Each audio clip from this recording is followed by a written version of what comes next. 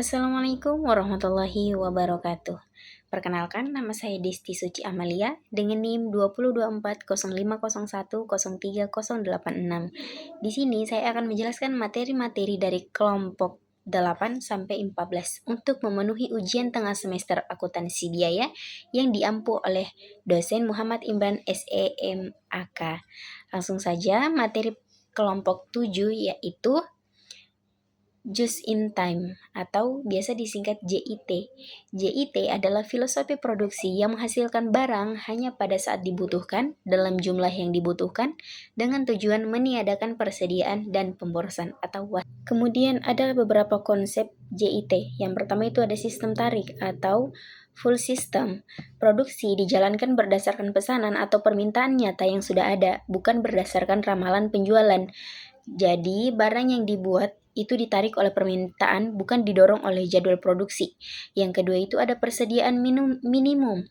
Perusahaan sengaja menekankan stok bahan baku dan barang jadi sampai mendekati nol karena persediaan dianggap sebagai pemborosan atau biaya penyimpanan, resiko rusak, atau usang. Yang ketiga itu ada kualitas total. Setiap pekerja di tiap tahap produksi itu bertanggung jawab memeriksa kualitas pekerjaannya sendiri sebelum diteruskan ke tahap berikutnya supaya produk cacat tidak menumpuk di akhir. Kemudian penerapan dan manfaat. Penerapan dan manfaatnya itu ada beberapa. Yang pertama itu ada tata letak sel atau cellular layout. Mesin-mesin disusun mengikuti alur pembuatan satu produk, bukan dikelompokkan per jenis mesin, sehingga perpindahan barang antar proses jadi lebih cepat dan efisien. Kemudian itu ada kemitraan pemasok. Perusahaan menjalin hubungan jangka panjang dengan pemasok agar bahan baku bisa dikirim sering, tepat waktu, dan sudah pasti berkualitas. Ini penting karena stok gudang itu minim. Yang ketiga itu ada efisiensi biaya. Karena tidak ada gudang besar dan pemborosan ditekan, biaya penyimpanan dan biaya akibat barang rusak atau kadaluarsa jadi jauh lebih rendah. Yang terakhir itu ada fleksibilitas produksi. Perusahaan bisa lebih cepat menyesuaikan jumlah dan jenis produksi begitu ada perubahan permintaan pasar. Materi yang selanjutnya itu adalah material controlling atau pengendalian bahan baku. Ada prosesnya itu ada 4 tahap. Yang pertama perencanaan, yaitu menentukan berapa banyak bahan yang dibutuhkan dan kapan harus memesan lagi supaya tidak kehabisan maupun menumpuk. Yang kedua itu ada pembelian. Proses pemesanan resmi ke pemasok berdasarkan kebutuhan yang sudah direncanakan. Yang selanjutnya itu ada penyimpanan. Bahan yang diterima itu dicek, dicatat, lalu disimpan dengan aman di gudang agar tidak rusak ataupun hilang. Yang terakhir itu ada pemakaian. Bahan dikeluarkan dari gudang sesuai kebutuhan produksi aktual, biasanya dengan dokumen resmi. Kemudian selanjutnya itu ada dokumen dan metode. Yang pertama itu ada purchase requisition atau formulir permintaan pembelian dari bagian produksi atau gudang ke bagian pembelian. Yang kedua itu ada purchase order, dokumen resmi pemesanan ke pemasok. Yang ketiga itu ada laporan penerimaan barang atau bukti bahwa barang sudah diterima dan sesuai pesanan. Yang selanjutnya itu ada material requisition atau formulir permintaan bahan dari produksi ke gudang. Yang selanjutnya itu ada FIFO atau first in first out. Bahan yang masuk lebih dulu itu dipakai atau dijual lebih dulu. Selanjutnya itu ada LIFO atau last in first out. Bahan yang masuk terakhir itu dipakai atau dijual lebih dulu. Yang selanjutnya itu ada rata-rata tertimbang. Harga bahan dihitung dari rata-rata seluruh harga beli yang ada. Selanjutnya itu materi labor controlling atau pengendalian tenaga kerja, yang mana bertujuan untuk memastikan biaya tenaga kerja digunakan secara efisien dan sesuai dengan produktivitas yang dihasilkan karyawan.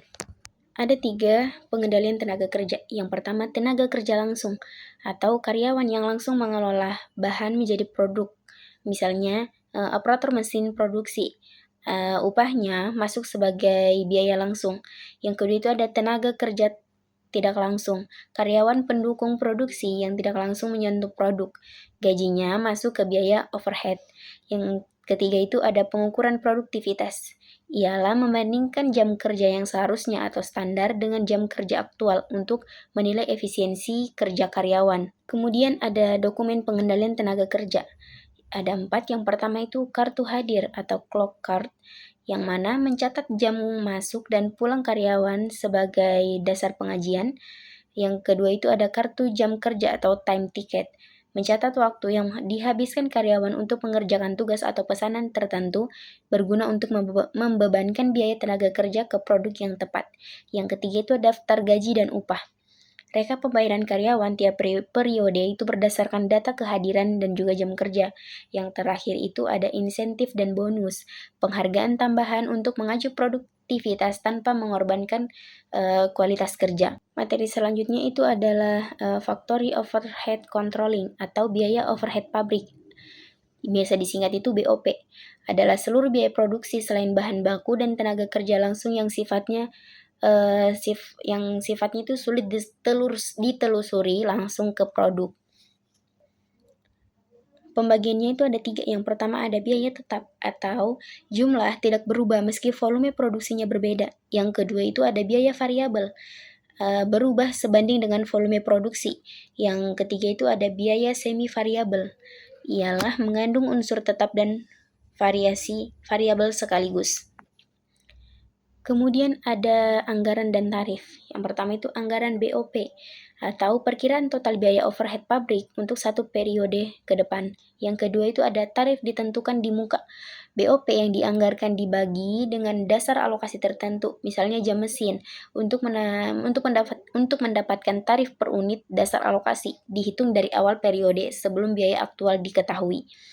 Yang terakhir itu ada analisis selisih atau membandingkan BOP yang dibebankan ke produk berdasarkan tarif dengan BOP yang sesungguhnya terjadi untuk melihat apakah ada pemborosan atau efisiensi. Kemudian di slide selanjutnya itu ada 2 jenis departemen. Yang pertama ada departemen produksi atau departemen yang langsung mengelola bahan menjadi produk jadi seperti perakitan atau finishing.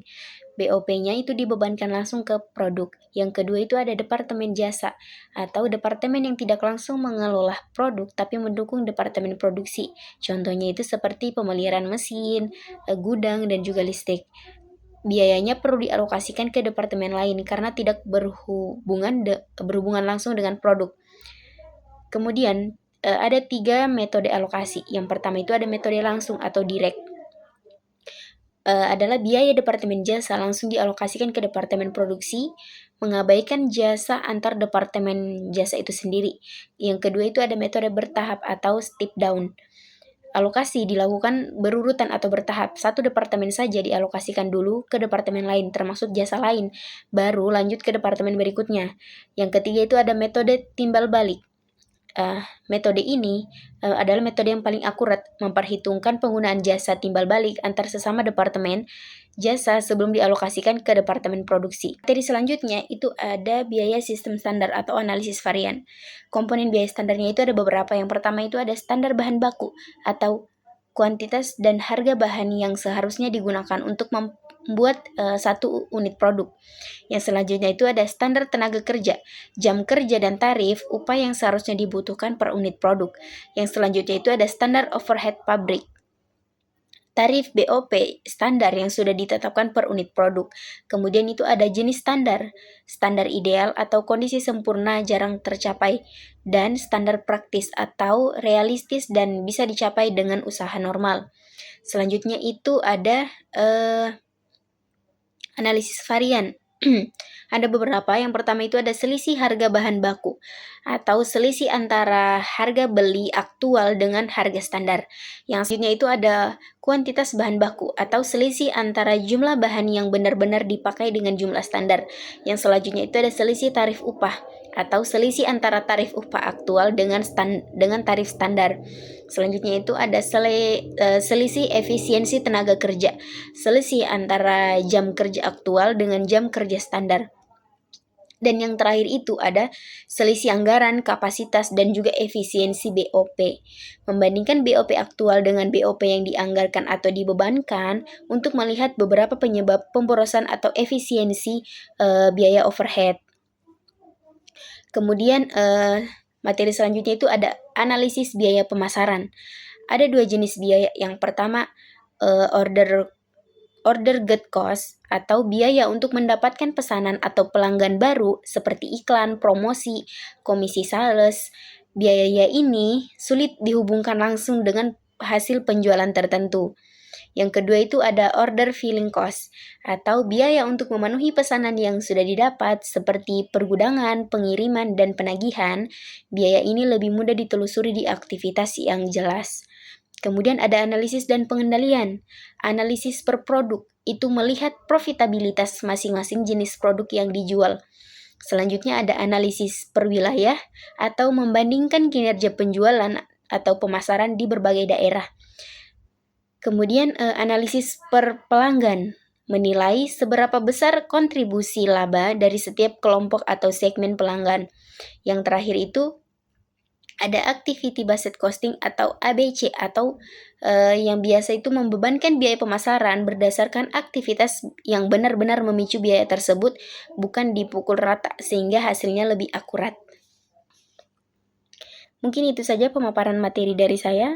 Kurang dan lebihnya mohon dimaafkan. Wassalamualaikum warahmatullahi wabarakatuh.